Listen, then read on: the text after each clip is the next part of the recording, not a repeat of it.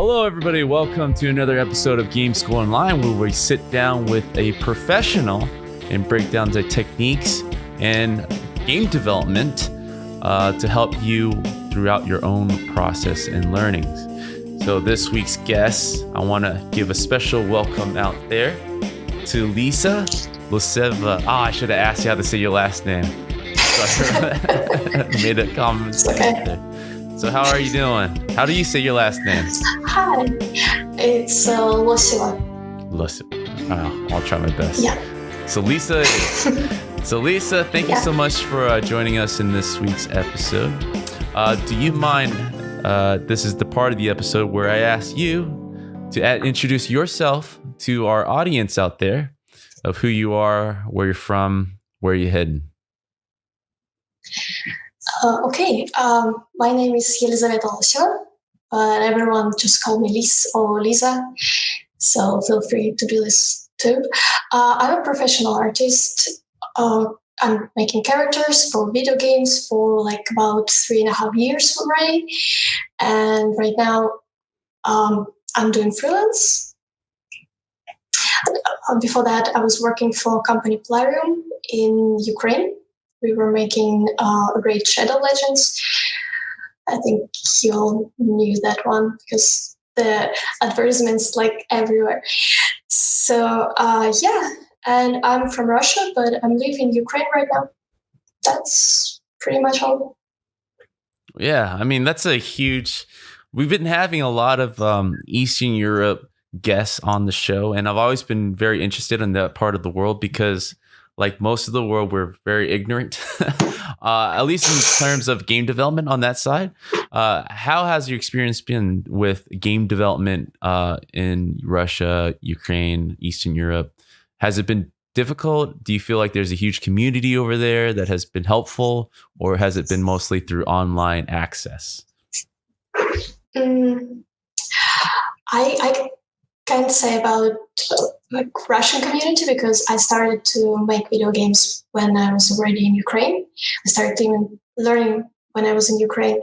But in Ukraine, there is not a lot of like communities. There is only, in my city, there is only 2 big companies, couple of small ones, and there is like very tight-knitted community of artists. It's like everyone knows each other.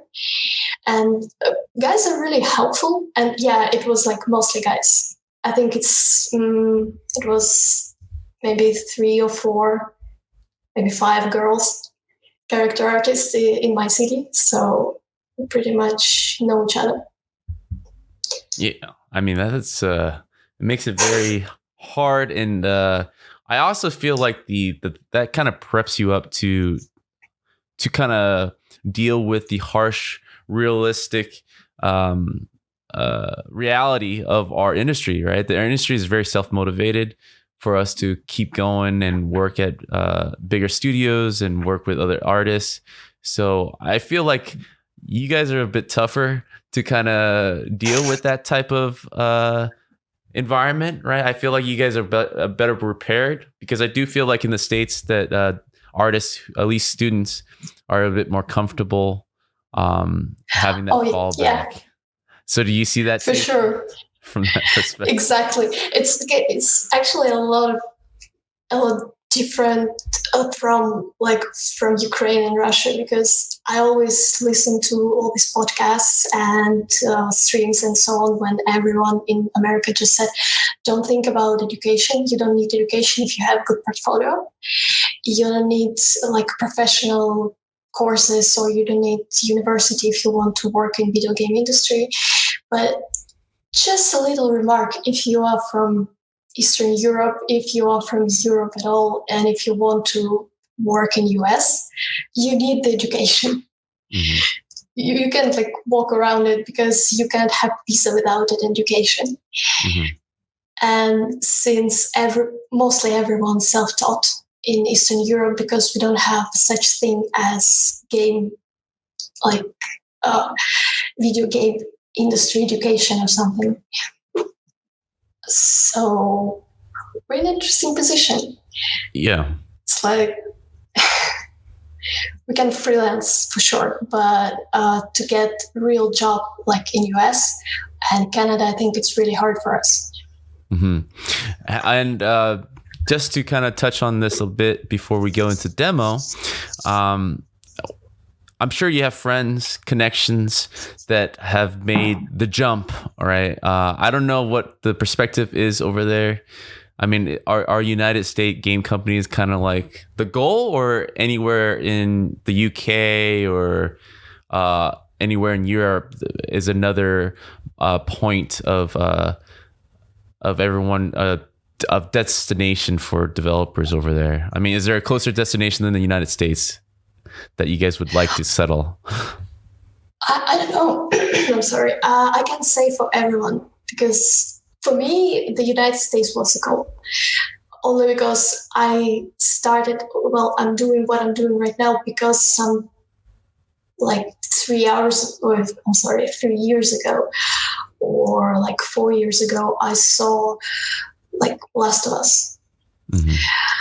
And I was so immersed in this game, and I was thinking that I want to do something like this. That's why, like, my goal is United States, or maybe like European companies, but the big ones. But I know people who like what they're doing here, and they like freelancing. They like to work, from home in their pajamas, and to live in Ukraine. I know people who want to work in Poland and see CD Projekt Red, and it was their goal. So we're all different, you see. Mm-hmm. Well, talking about goals, talking about showing awesome stuff, being with friends, being without friends.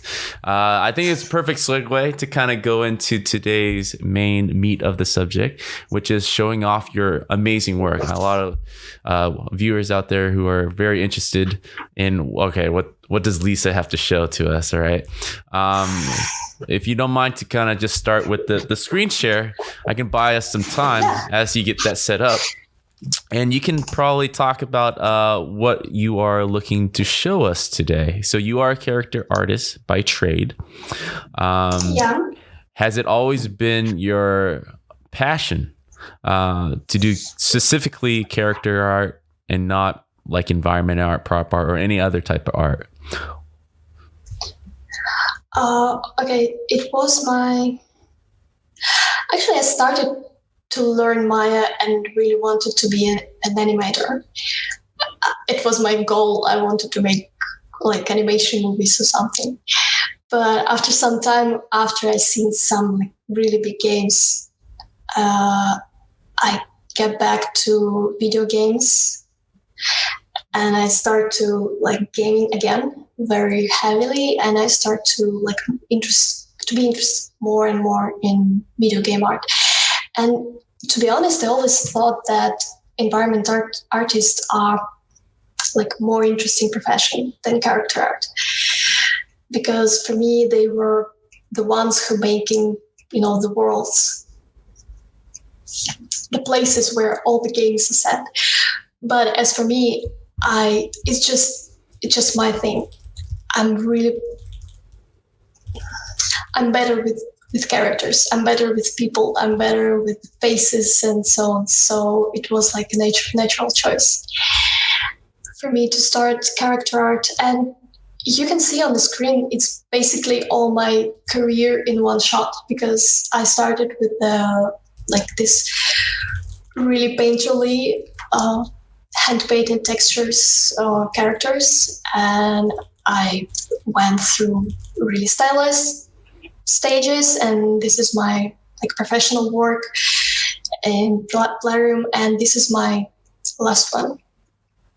And we're actually planning to do this stream for a long time, and when we start planning it, I was thinking about showing Chester and kind of talking about this more stylized thing. But this model was my last one, the Wanderer, and I think it will be actually really interesting to talk about this one. Awesome. Yeah, because it was my first like serious, realistic model. after a lot of stylized stuff. So I think it will be more interesting. So as you are switching or maybe powering it up, online resources and self-education is something I feel this industry needs for every artist, even if they go through a traditional school. So United States, thankfully, we have a lot of resources to go to physical schools or accessibility. But even with that, with the changing tools that happens every 2-3 years, even as a professional, you will have to get back into self-discipline to kind of keep up with everything. What has been your most valuable resource to kind of make sure that you're on top of your game? No pun intended. Okay, most valuable resource. It's a good question. I think YouTube was my most valuable resource. And ArtStation, because I was looking at other people's work and I was like really wanted to do the same. So I started Googling furiously how to make like clothes in Marvel's designer or how to make a model for printing and so on. It's just countless hours of YouTube. That's awesome. Pretty much it, I think. Yeah. But I'm pretty sure you're pretty savvy with the search terminology, because YouTube has a lot of good tutorials, but it also has a lot more bad tutorials. A lot of bad tutorials. Is there a secret sauce of how you determine which one's good, which one's bad before investing too many time in a tutorial? Any shortcuts that you see within like 10 minutes? You're like, all right, this is a bad tutorial. I'm not watching this. I actually skip to the like last minutes and see the result. And if I like the result, like really like it, then I try to like skip through some parts, and then I start from the beginning, and then I start to learn it. Because if you don't like the result, then there is no way you should learn it. It's the same with the instructors, because always look at the work of your teacher, always look at the work of your instructor, because if you like what he or she is doing, then he or she has something to like teach you. That makes sense to me. That's all. Yeah, that's great. All right, so I'm going to sit back a bit and chime in once in a while, but I'll let you take it away and start showing us. Yeah, okay. First of all, I will show you the video just for you to see how this model actually looks like in Marmoset. Because I would love to show you the real scene in Marmoset, but my computer just dying every time I try to power up the Marmoset and stream. So yeah, it will be just video. So I think I will show you the hair setup, and I think I will show like the cards and how it looks like in Maya.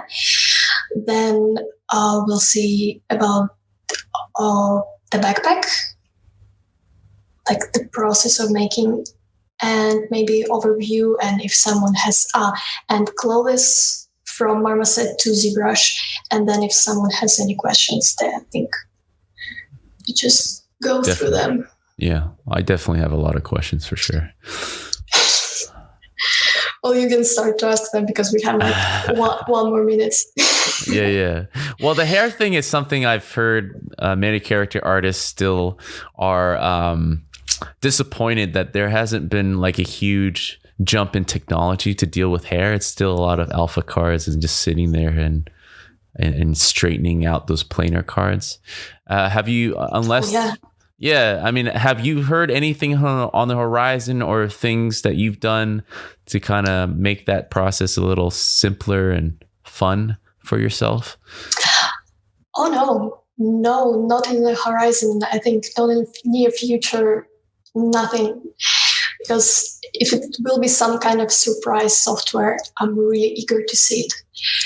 Because I was like placing all the cards by hand, like every card by hand, and it's super time consuming, and it's not for everyone. Let's just say it, because people who get bored easily,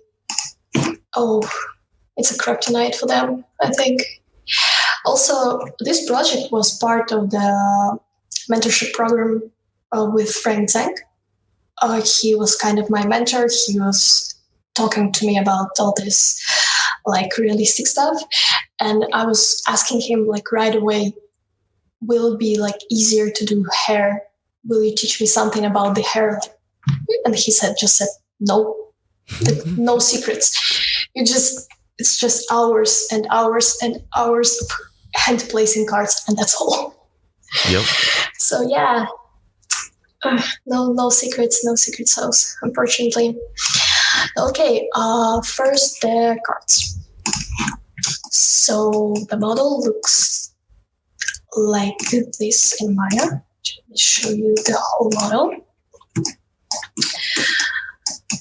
So looks like this. It moderately had like 92,000 polygons in it. It's with the hair.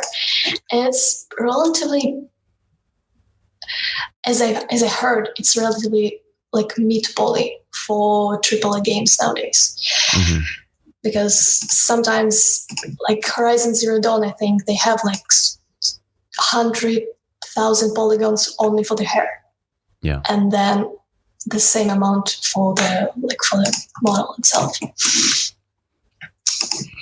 Okay, so getting back to the head. And the hair consists of 3 layers.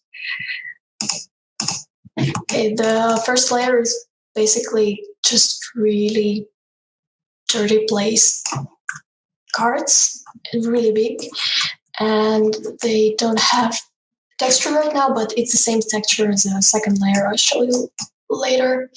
So it's actually just to create the idea that underneath all the hair there is something.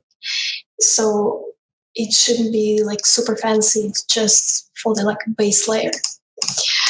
Second layer, it's the hair itself, it's the main hair. They have like this card. You can see here it's just 5 variants, no more, no less. I saw really hard tutorials about you need to bake and create hair in XGen and bake them and so on and so forth. This mob was drawn by hand in Photoshop. So it was super, super, super easy. It's just, we created the volume of the hair, like the idea of the flow, where should every strand go. And after that, after we like ready with the results, we just add a lot of like flyaway hair, like little strands of hair, little something that show it that it's not like it's realish. And after that, it's a transition card. Transition card is basically just the part of the head with the texture on it. So we saw and think that hair actually start to grow and not just placed on the head itself. The same with the beard. Hello, hand placed cards. It's like I think 4,000 cards. No system at all.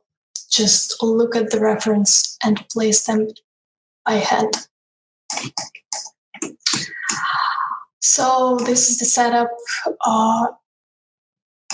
It finally gives you the result like this. So you can see like all the little hairs and the transitions. Yeah, now I definitely appreciate the hard work put behind it because I've always heard I'm an environment artist by trade. So every time I talk to a character artist, they're always talking about the hair. And yeah, you're pretty much just laying, well, in direct relation to what we do, like grass cards all over on a sphere. Yeah, exactly.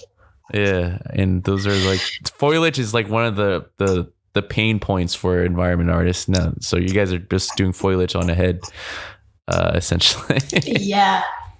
So exactly. I do have a question from the audience here about what you said earlier. This is from SS1 Reaper from our Twitch chat.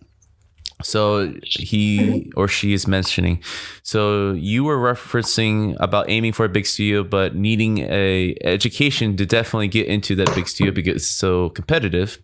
So the question is, what do you suggest you do if you don't have such schools, such as yourself, for formal education? Would an online course like Nolan work? And I guess any type of online, respectable online education will be suffice enough for you to kind of land that interview and job over the States. I mean, what has been your experience or what you've heard about that? Well, I actually asking this very question every guy from the industry I lay my eyes on because it's really crucial for me too. And everyone said something like, online courses are very good, but they don't give you the permission to get a visa because you need the proper education, which is in the sphere you are continuing to work. So if you're an artist, you need an art education.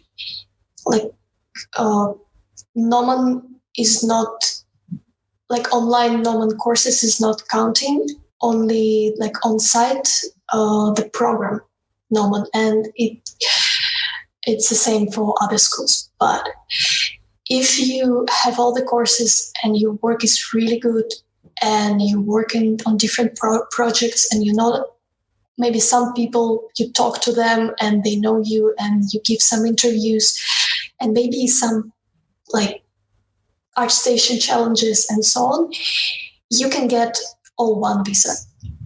It's a visa for outstanding. I'm sorry, I forgot it in English.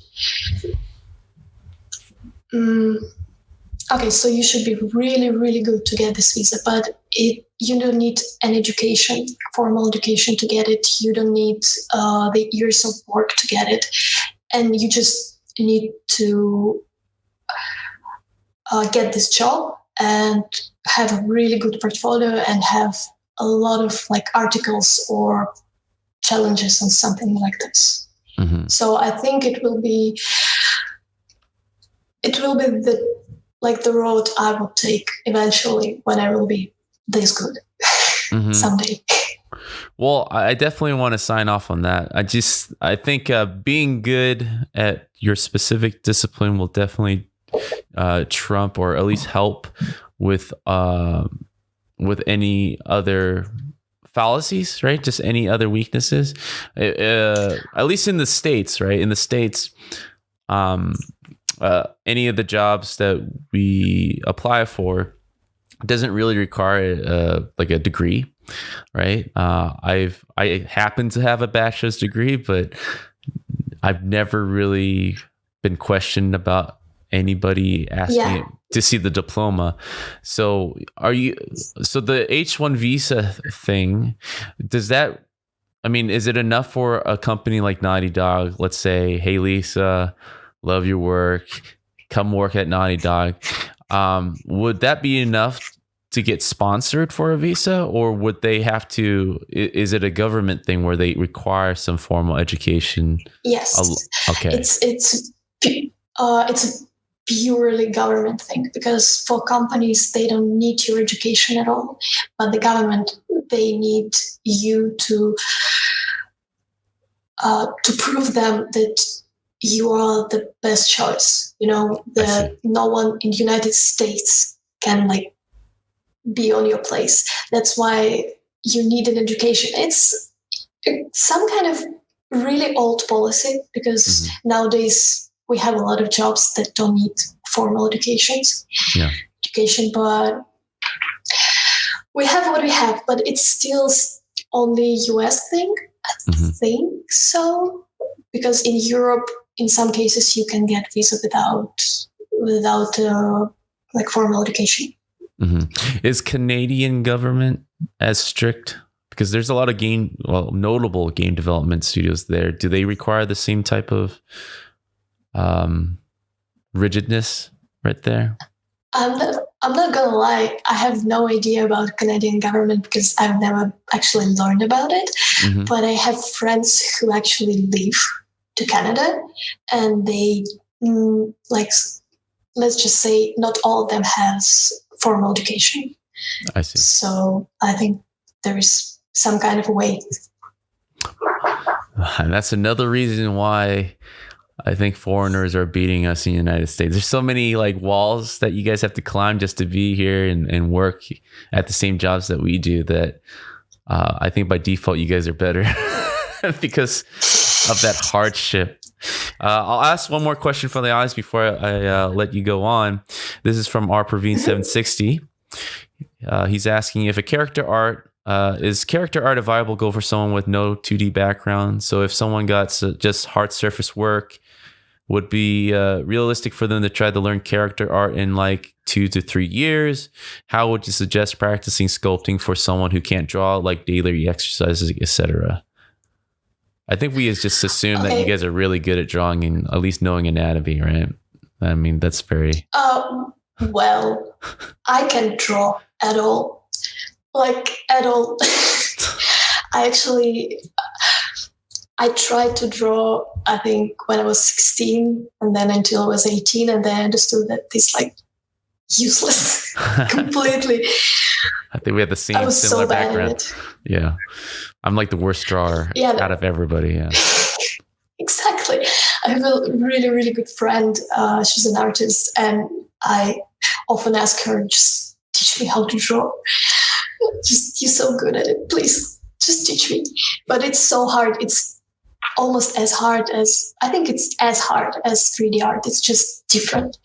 It is very different. And it's very different. But as for exercises and anatomy and so on, first of all, learn anatomy. Just open ZBrush, take a sphere, take a lot of references, not only the 2D references, especially not like drawings,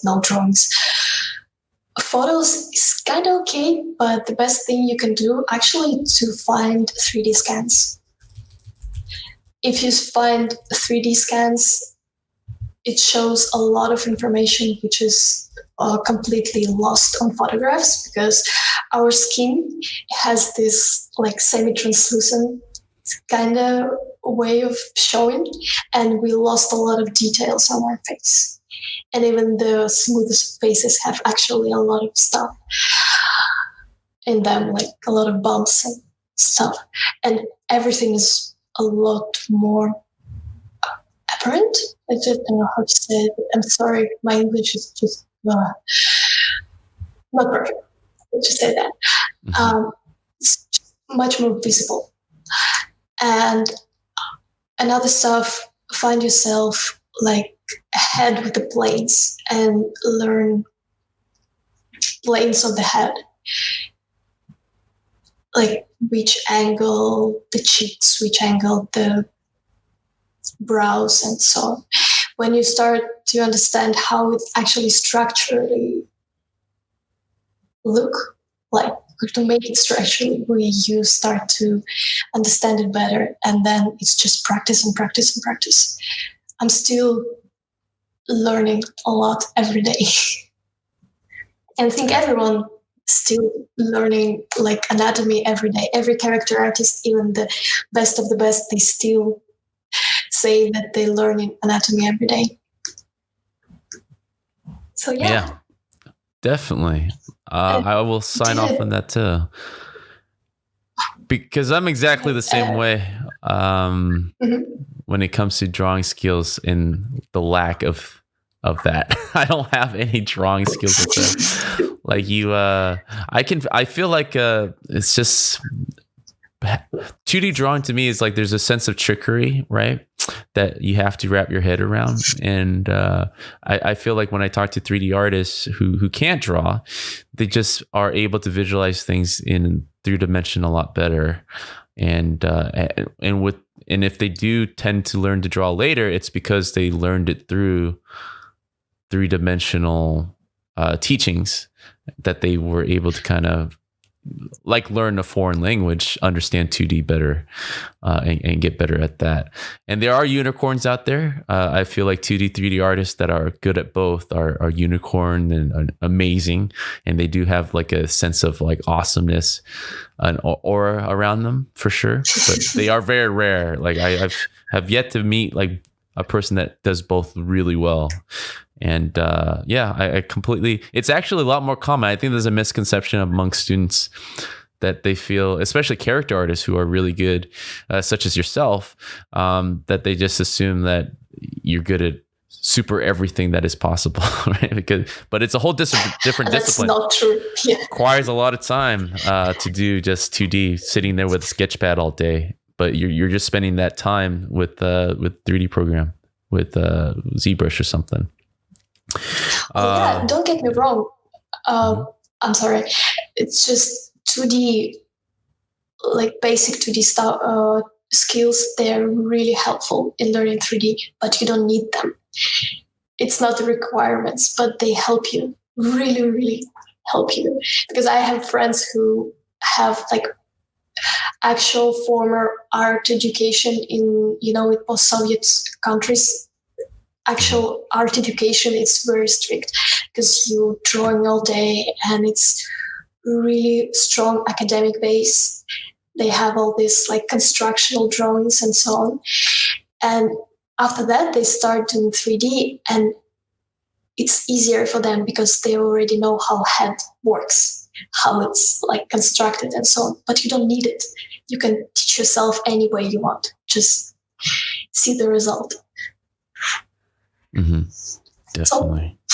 So I have a couple more questions from the audience, but I'm going to save it for a little. I just want to stop interrupting. I want to see more of your character before I ask them. So I think you were mentioning before moving on to a bit on clothing, or what do you want to move on to next?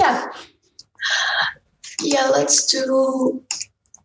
okay, so this is the high poly model. The gun is a placeholder because it was modeled separately. The head is a placeholder too, because the real head has like 12 or 15 million polygons and the body have 87 million, and there is no way my computer can survive all of them at once.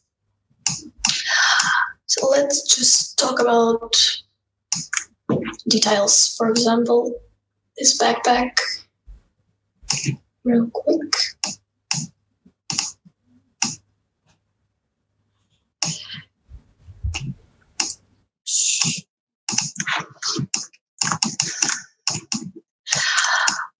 Well, I will talk about clothes later because clothes were made in Marvel's Designer. The shirt, the jeans, everything. But the backpack was made in ZBrush from the very, very easy shapes because it was just the rectangular, and then I worked from it. I will show you the little like steps because everything in layers. Other useful techniques, everything in layers. So I just started with like really basic shape.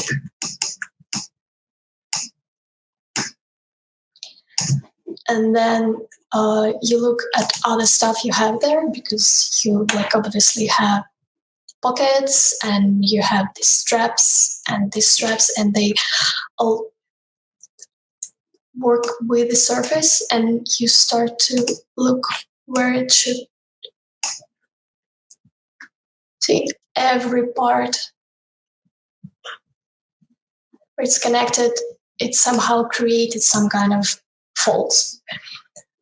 So I just sculpted it by hand, looking at the real life references. So you always have a lot of references. It's like golden rule. I think environment artists too. When you're making stuff, you have a lot of real life references. After that, I decided that we need scenes that it should look that it was actually made from different parts and not like one piece of geometry. After that, it was scenes. Easy is just a brush with alpha from Marvel's designer. Super easy to make. Just 2 brush strokes.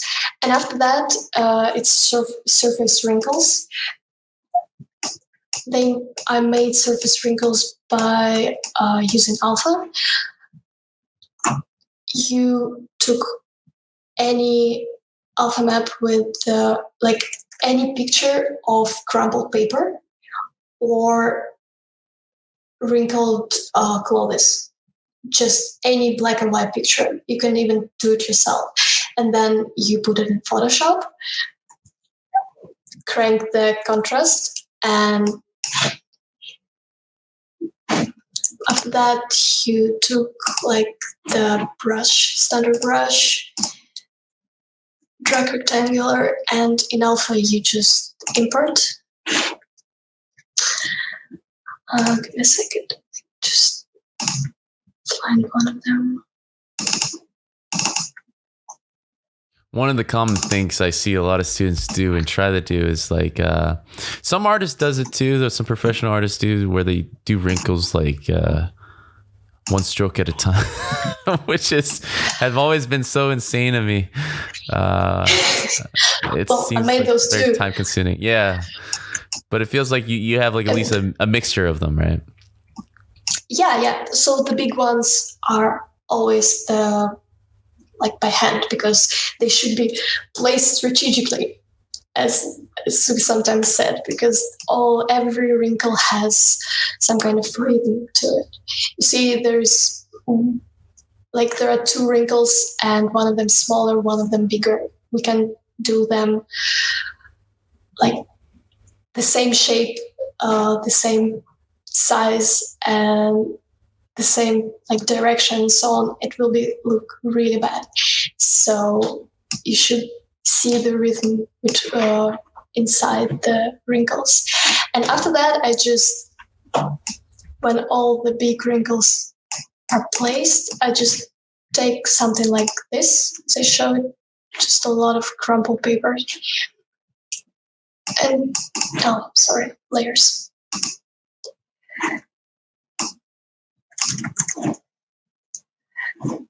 Okay, so if alpha gives something like this, you should go to the alpha menu, modify, and then this mid value, and probably the focal shift. Nope. Yeah, it would be much better. So you just drag and then smooth it out. And so just drag and smooth it out, so on and so forth. So you will have, in the end, you will have some kind of, cloth material which was in use for a long time. It has some nice texture to it. That's basically how it's done. So there are some questions. Sorry to interrupt. About I know that you're doing this one purely out of ZBrush, and maybe I'll save this question a little bit later. But this is for Marvelous Designer. So a person was asking, a fixie from Twitch chat asking, do you Z-remesh your Marvelous model, or you use the new tools in Marvelous Designer? As we know, people who deal with Marvelous Designer, at least using the high res can be very troublesome to kind of get it into other programs. Do you have any special advice how to do that? I'm using like not very high poly model, and I always zero mesh it in ZBrush because I have older version of Marvelous Designer, and I'm not using the like tools inside the Marvelous Designer. I use it only for creating the clothes, and after that it's export to ZBrush and then always zero mesh. And zero mesh, and actually I haven't like prepared this stuff, but it will be interesting too. I think so. You have two copies. You have your first copy of like your, I don't know, your top or your pants. You just get it to ZBrush. You duplicate it, and the duplicated part you zero mesh until it have, I don't know, like 35,000 or something. It's like good quad wires. I'm sorry. But after that, you just project. You project the details from your initial model to your zero mesh one, because zero mesher sometimes just kills the faults, kills the details, but it gives you good, good topology. Does it answer the question? Oh yeah, that definitely answers the question. Everyone's always struggling, especially if they're new to Marvelous Designer. It looks great there, and it's like, all right, so what else do I do? How do I bring it to other programs? It's always been the big question, and it's something that I feel like Marvelous Designer as a company should like address, because game developers use that program a lot, but it's obviously centered in the fashion industry. But I think they need to start recognizing game development tools for it. And I have played with the new tools before in Marvelous Design. It doesn't work that great as advertised. You still have to do these hacks. Yeah, you still have to do these hacks to like you just pointed out to get good models. But yeah, we need to try those. Yeah. Maybe you have better luck than I do. Maybe I'll ask you about it afterwards. But go ahead. Please continue. Okay, so that's for the backpack. Let's just look at the clothes for a minute. Okay, so he have shirt, t-shirt, and the jeans. It was all made, okay, t-shirt wasn't made in Marvelous Designer because it looks like this, but the shirt was. And it was made in Marvelous Designer. It was exported to ZBrush, and then it was heavily modified in ZBrush, because Marvelous Designer great, but again, you need to look at your faults, and let's just say you need to direct them, because you need to look where they fell and how it looks, and some things like maybe the pressure of the backpack, you can do it in Marvelous Designer, but much faster to do just in ZBrush. Okay, so the shirt. A lot of layers.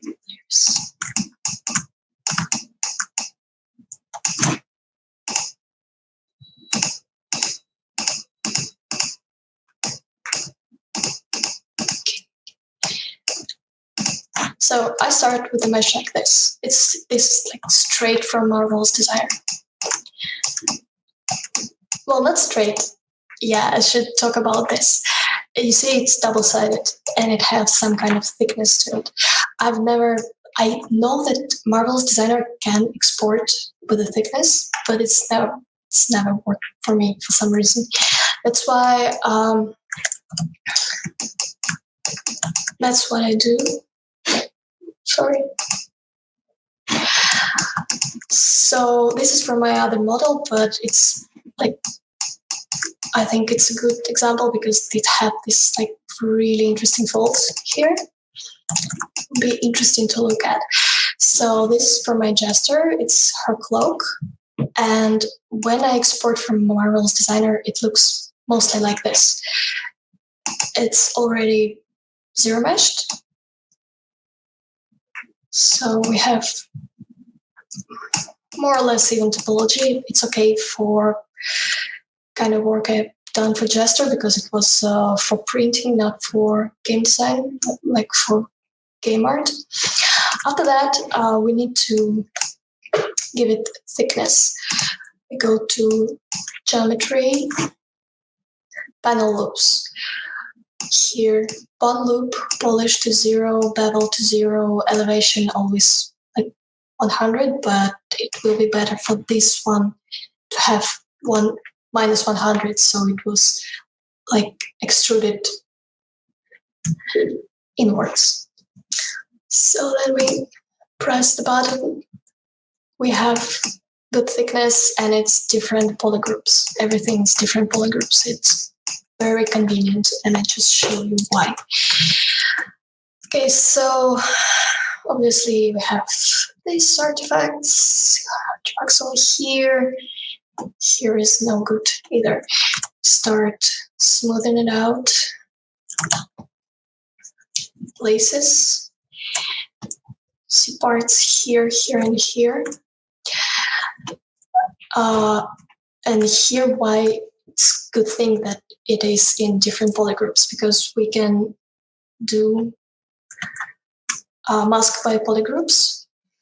I have it like on my screen here, but you can find it in brush, auto masking, open and down, auto mask mesh insert, and then you just mask by polygroups. Just crank it up to 100, and then everything you do will be doing just for one polygroup. So you can just do this, here,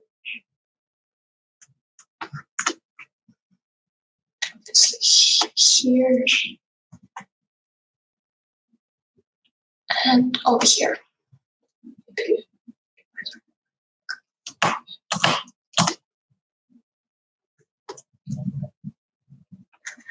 After that, we can. Oh, by the way, smooth will be working only with polygroups too. So sometimes it's really useful when you do faces and you have like the eyes and the eye fold. It's really hard to sometimes just smooth not everything, but only the part you need. So it's really useful just to choose the part you want, make a different polygroup, and then move only this polygroup or smooth only this polygroup. Okay, so now we have like more or less no artifacts, no mistakes anywhere. Just polygroup and then just divide it and some subdiv. Give it some subdiv. It's okay if you have like less polygons. It's a good thing that it's a different polygroups too, because you can do crease polygroups. It's it's over here for me, but you can find it in geometry, crease. Okay, so crease polygroups. Let's add this line, and when you will be subdividing the next step, it will have good crease angle, like near all your polygroups. So when you do the thickness operation, you have to be pretty absolute with the wrinkles, I am assuming, because once it's double-sided, it gets a little tougher to add new wrinkles, right? With the big one, yeah.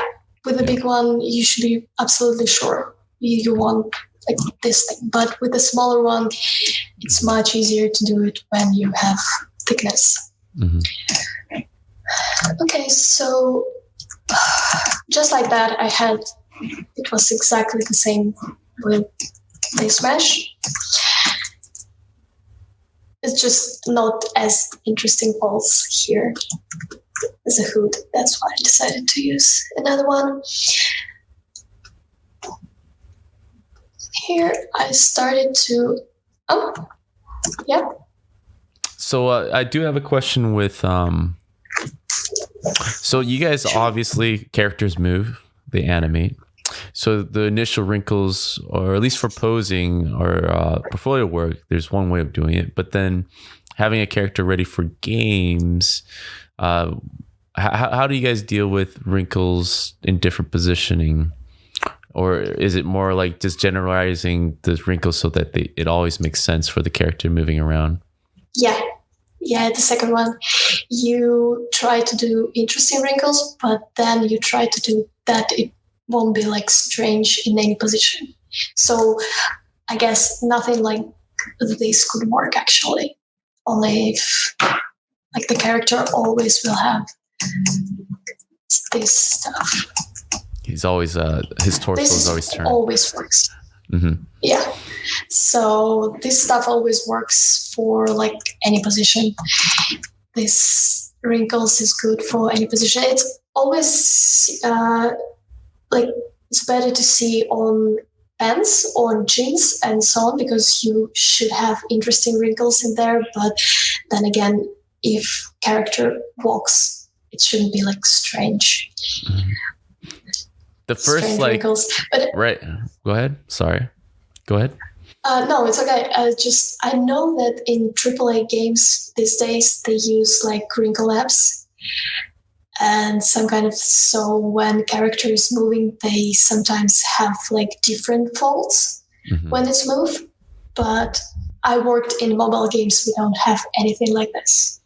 Yeah, I was about to mention that. So I'm an environment guy, so I'm always blaming characters taking up all the texture resources, because there's always the disk, right, that everybody is partitioned to, and you guys have like 80 normal maps of wrinkles to kind of transition. Oh yeah.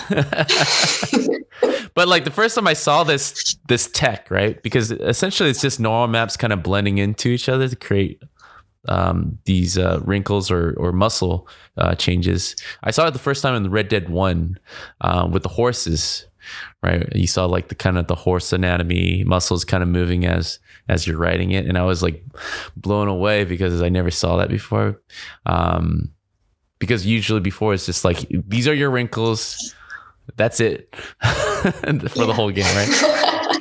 And so definitely like current gen is moving towards like using more texture resources to kind of transition these wrinkles. I haven't seen too much aside from, of course, face blending. That's a whole different thing. But like with clothes, like I feel like which game do you feel is utilizing this type of tech the best? Is it a Naughty Dog game you feel? I don't remember too much on Uncharted. God of War, yeah, he's always half naked. God of War. Yeah, it's not a lot of faults in there. Maybe Naughty Dog games. I won't be lying to you. I don't actually know the game that uses it. I just read that people use it. I know that people use this some kind of like blending shapes, but not only for the face, but also for the hands and for the feet, for all this, like, when you make a fist, it has different anatomy, and they try to make some maps, like different normal maps, so you can see different parts of the hand. Like you can see veins in some gestures and you cannot in other.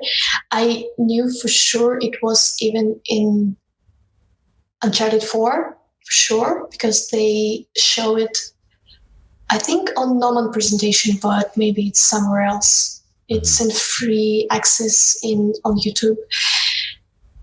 And I think Last of Us have it, but I'm not sure. I won't be lying. Yeah, I mean, it's total possible technology. I mean, we do it with the face all the time. It's the same thing. morph targets. But yeah, that's cool. It's always impressive. It's a lot of texture space. You guys are always It's a lot. yeah. It's a lot of varieties kind of put on a disc, but it's worth it, at least for the main character, to kind of see that coolness going on. It's really interesting to transfer from mobile games, because we have like one map, 1K for everything. Mm-hmm. And then I go like from this to more high poly, more interesting characters. And when I started to do this one, just by instinct, I start to kind of put everything on one map. And then a friend just said, like, no, we need different maps for everything. And right now it has 7 sets of maps, like 2K, 4K, but it's without the hair. Hair have its all like sets. It's like every layer has its set. It's so complex. That's why we hate you guys. Because our environments are 8 to 9 texture sets. But I mean, I get it. You see the characters up close, and it's 7 sets. That's the key word right there. So each set is like 4 textures, 420, 48 textures. Yeah. It's like we're talking about 50 textures for one character, essentially. I think that's the one thing that's a lot of beginners or students don't realize. Like I guess in school we don't really teach about file management or texture management, but that's one of the things when you really get into game development, you start to learn real quick. It's like, all right, you only have this amount of space, so you got to really be smart about it. I think one of the things that I always like about developers coming from the mobile side of things is they are conscious of that. And in today's age, students learn from the AAA side and just go into it with full abandonment, and they just do whatever looks good. And that other side is just completely forgotten, because it's important. It's really important to know about the game technical side of how things fit, because we're still that's very much unique to our medium, and not so much in the other ones. That will always be there, no matter how many PS5 or 6 or 7. We're always going to be. Well, it will be. Yeah. Like the memories will be like bigger and bigger amounts of memory to utilize all the different like techniques and normal maps and so on. So I think it will be easier maybe going forward. I hope so. Yeah. That's the dream. But I think there's always going to be a programmer is going to always be yelling at you about what are you doing. I think that is also the reality of that. But please go ahead. Please continue. Okay, so after that, after I exported the file, I started with little fixes. It's not even the faults. It's just a bit here, a bit there. Try to fix some things that can happen in Marvel's Designer, like different meshes became different parts for some reason, or something just the faults are just wrong. I had this couple of times when just nothing you can do about it, so it's just wrong. Then you go to ZBrush and then just draw it by hand because it's much faster. After that, I started to add like the same. It's the same brush as before, as on the backpack. After that, again, surface wrinkles, as I showed it before, and then memory folds. Every clothes that had been worn has memory folds. They made just by damn standard on really, really, really low amount of, say, intensity, and then just like do a line, do another one, just do a line, do another one. smooth, do a line, do another one, smooth. With the references, of course, because some folds just impossible. You need to understand where they should be. So it just adds like realism to the mesh. That's all. It's just a detail. After that, I start fixing some parts that wasn't quite right. Second part of folds. Third layer of folds. And then we decided that his sleeve should be torn. So I started with the torn, and then tear and wear standard brushes. You can find them for free. And after that, it was the second pass. It was the pressure from the backpack. Decided to add it later. See, without it, with it, without it, with it. And that's basically it. So it's just looking at the reference, painting folds. Looking at the reference, painting folds. That's it. That's what you say. But thank you. If I were to say the same thing, my character would not look like that, right? It's just painting folds. It's going to be a smudge of a sphere of it'll be a. Well, yeah, but it's not my first character. You see. Yeah, that's the key important thing. Practice, right there.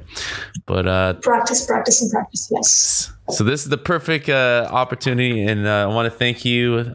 This is the hour, but I want to ask a couple of questions from our audience before I let you go. And I want to thank you again for spending this lovely hour with us, showing and breaking down this character. Fascinating. I'm always learning so much from professionals like you. So here's a question from Praveen, and I guess this is a general question. When it comes to console generation transitions, right? This is when a lot of gamers are super excited, and a lot of game developers are they're excited too, but anxious and a little scared about what, things they have to learn to make sure that they're relative, right? So what he's asking is, during this transition, has it been difficult? I mean, what kind of things do you have to do to prepare with new hardware and changes for poly count and texture resolution? We're talking about 7 sets. Are we talking about, is it really is easier to do 14 because we have more space? I mean, what is your general feeling about that? How to best prepare as an artist to be okay with any change? Okay, so I don't think I can answer the question about the console generation changes, because I was working in mobile but at the time, and I don't know anything about console changes inside Game Studio because we haven't changed anything.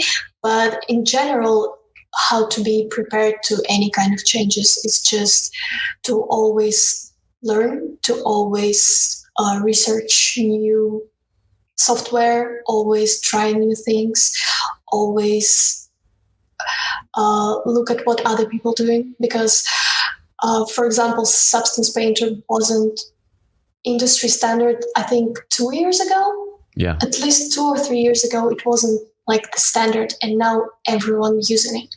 And it was such a big plus to the resume when I started to work, when I have the line about I knew Substance Painter, and everyone's like, yes, we need people who know how to work with it because it's new and no one knows anything about it.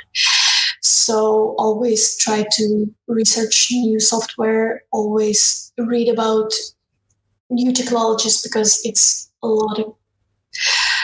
useful too, because a lot of scanning materials, a lot of archive spaces with the materials are popping up.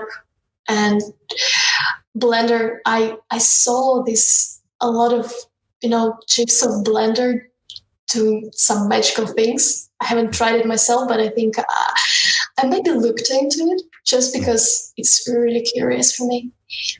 And then, just listen to industry talks, because guys at this like Noman talks or the interviews after the last game come out, like the God of War, they talk about technical issues a lot, and you heard them talking about like 7 UV sets. It's like, whoa, it's already 7. I need to research it.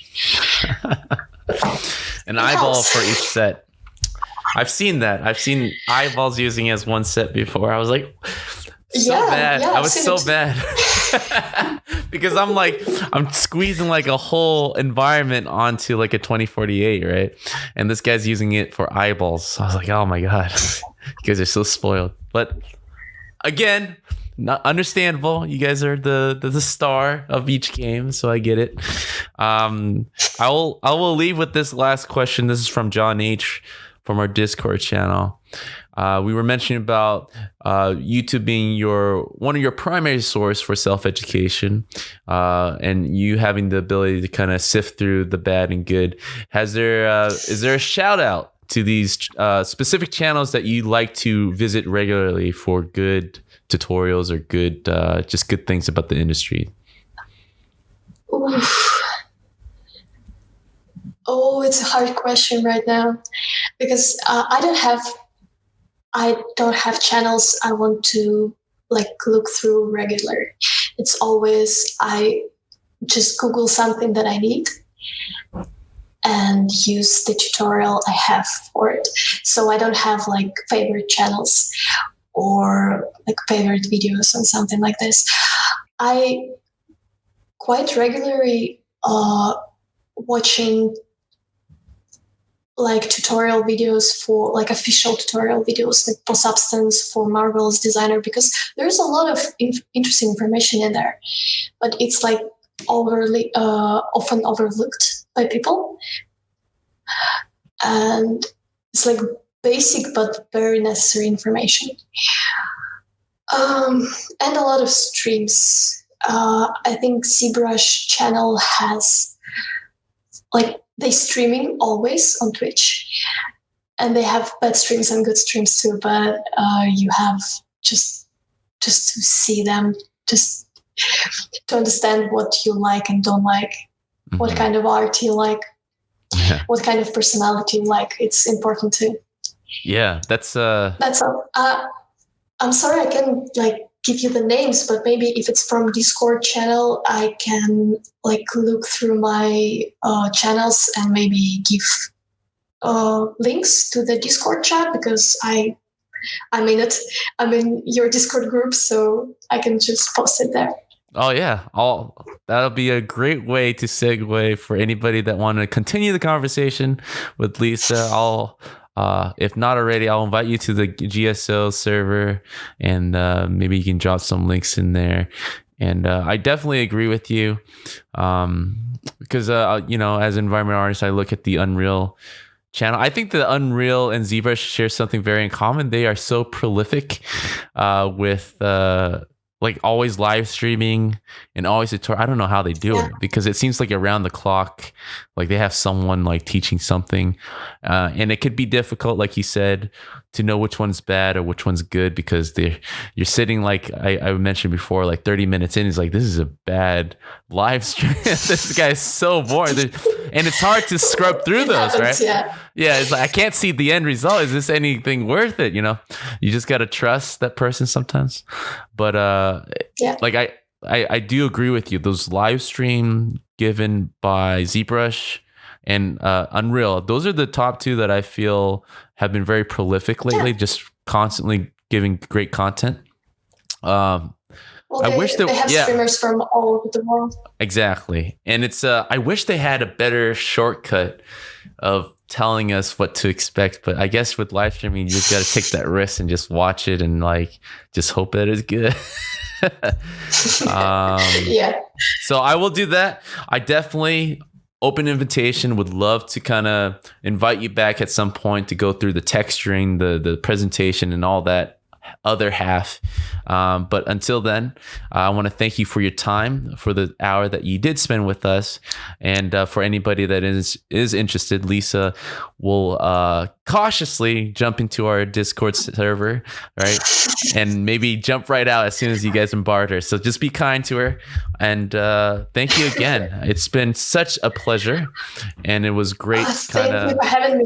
Yeah. Sitting here and talking with you. And we'll talk some more offline and everything. But it was such a. I saw your artwork. I think. How did I find you? I saw it across ArtStation on the front page or something like that. I saw it somewhere, and then I was instantly drawn to all your. You have a uniqueness to your art, especially how you were able to kind of jump back and forth between stylized and realistic so easily in such a high quality bar. I think it's a rare skill to have. Just between that, we were talking about like a person with 2D and 3D skills, but I feel like someone having the ability to jump between stylized and realistic have always been very as impressive. So that's something that at some point we need to talk more about, because that's a hard transition to do as well. Thank you. All right. So Lisa, here I am. Here you are. I will do one thing. If you want to switch over to your camera, I'll hand the mic over to you to shout out, to talk about any websites that people can find you, Twitter account, anything that you want to give attention to. This is your platform. Feel free to kind of point the viewers out there where to go. Okay. You can find me on ArtStation. Obviously, I show you already my profile, but I can show it again in a second. Okay, so this is me. It's Ellos, ELLOS. It's just Elizabeth Loseva, but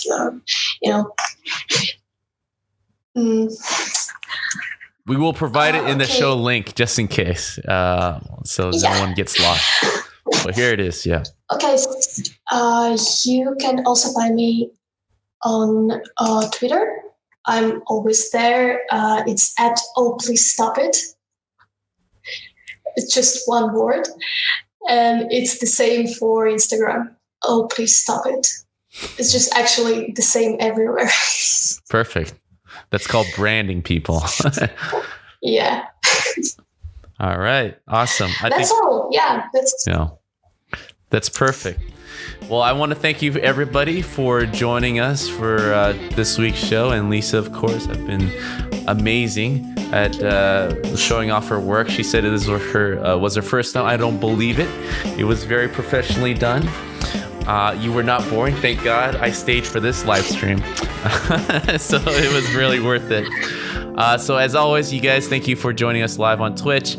And you can find the recording next week, actually. It's going to be up next week, next Thursday, on our YouTube channel, youtube.com/GamesCoOnline. And as always, thank you, Lisa. Oh my God, this show would be so boring with just me. And I want to thank you from the bottom of my heart for joining us. I know an hour of your time, you could have sculpted 5 characters by now, but you chose to sit down with us and share your skills. Yeah. But that's it. Thank you for having me. It's actually good that we find the time to do that, because we were planning it for 4 or 5 times, I think. Brand new year. You're the first guest of the show of the year, so we're kicking off with you. So it's perfect timing, in my opinion. So that's it, everybody. I want to see you guys next time.